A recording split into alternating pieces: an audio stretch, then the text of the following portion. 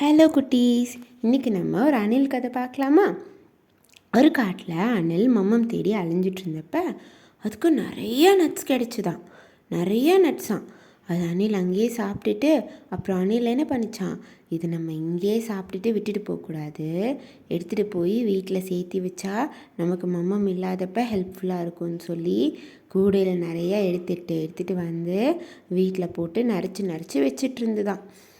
அதை அப்படி நிறச்சி வச்சுட்டு சேர்த்தி வச்சிட்ருக்கும்போது அங்கே ஒரு குட்டி குருவி சோகமாக நடந்து போயிட்டுருந்துதான். அணில் அந்த குருவிக்கிட்ட என்னாச்சு குருவி அப்படின்னு கேட்டுச்சான். அந்த குருவி பார்க்கவே பாவமாக பசியாக இருந்துச்சான். அணிலுக்கு புரிஞ்சிருச்சான், ஓகே இது பசியாக தான் இருக்குன்னு. அந்த குருவியும் சொல்லிச்சான், நீங்கள் இந்த மம்மம் எங்கேருந்து எடுத்துகிட்டு வந்தீங்கன்னு சொன்னீங்கன்னா நானும் அங்கே போய் எடுத்து சாப்பிட்டுக்கிறேன், எனக்கு ரொம்ப பசிக்குது அணில் அப்படின்னு சொல்லிட்டு பாவமாக கேட்டுச்சான்.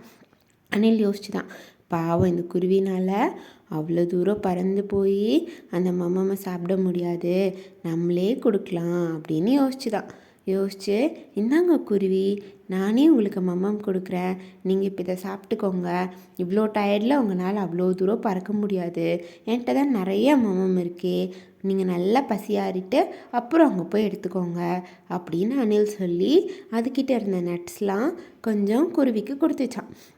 குருவியும் அதை உடச்சி சாப்பிட்டுட்டு நல்லா ஸ்ட்ரென்த் வந்துருச்சான். குருவி அணிலுக்கு ரொம்ப தேங்க்ஸ் அணில், நான் இந்த ஹெல்ப்பை மறக்கவே மாட்டேன், நான் ரொம்ப பசியோடு இருந்தப்ப நீங்கள் உங்ககிட்ட இருந்த நட்ஸெல்லாம் கொடுத்து எனக்கு ஹெல்ப் பண்ணீங்க, நானும் அங்கே போய் என்னால் முடிஞ்சதை எடுத்துகிட்டு வந்து கொடுக்குறேன்னு சொல்லி அணிலுக்கு கொடுத்து 2 பேரும் சேர்ந்து நிறையா சேர்த்தி வச்சாங்களாம். அப்போ தான் 2 பேர்த்துக்கும் மம்மம் இல்லாதப்ப அது ஹெல்ப்ஃபுல்லாக இருக்கும்னு சொல்லி பத்திரப்படுத்தி வச்சுட்டாங்களாம். எப்பவுமே நம்மக்கிட்ட நிறையா இருக்க பொருளை இல்லாதவங்களுக்கு கொடுத்து ஹெல்ப் பண்ணணும். அப்போ தான் நம்மளும் நல்லா இருப்போம், அவங்களும் நல்லா இருப்பாங்க. பபாய் குட்டீஸ்.